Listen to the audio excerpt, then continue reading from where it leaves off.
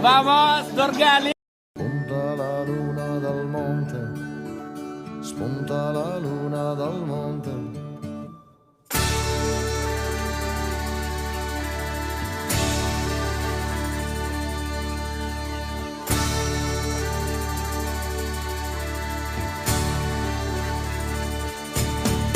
Tra volti di pietra, tra strade di fango, cercando la luna, cercando, danzandoti nella mente, sfiorando tutta la gente, a volte sciogliendosi in pianto. Un canto di sponde sicure, ben presto dimenticato, voce dei poveri resti di un sogno mancato.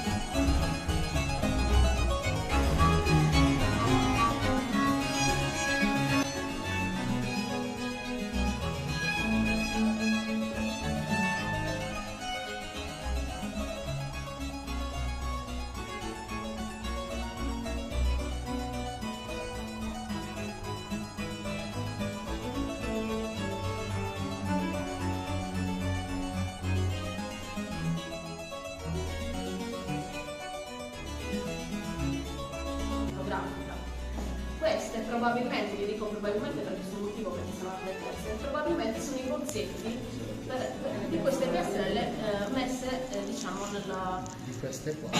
No.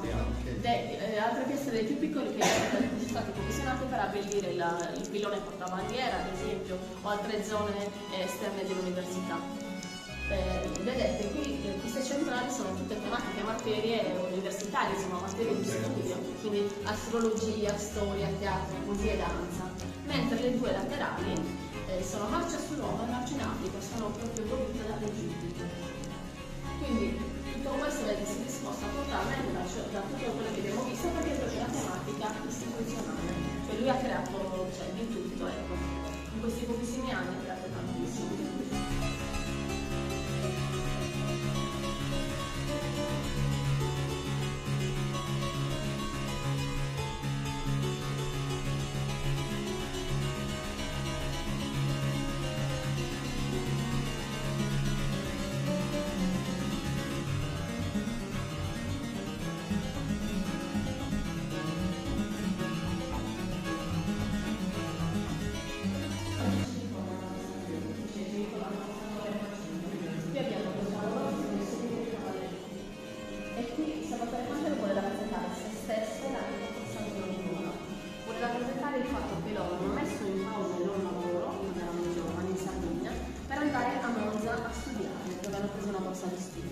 E questo fatto che loro hanno emigrato dalla Sardegna a Monza lo rappresenta, vedete, con questa figura qua, queste orme e questo gregge al pascolo, una sorta di transumanza proprio.